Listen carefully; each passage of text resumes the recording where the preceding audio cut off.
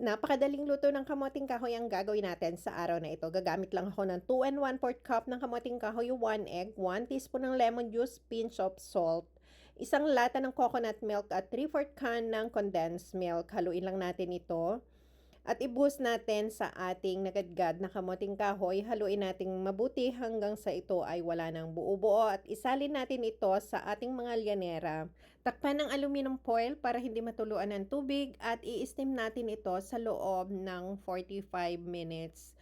Pagkaraan ng 45 minutes, i-check natin sa pamamagitan ng toothpick kapag ito ay wala ng sumama sa toothpick. Ibig sabihin ay luto na ito.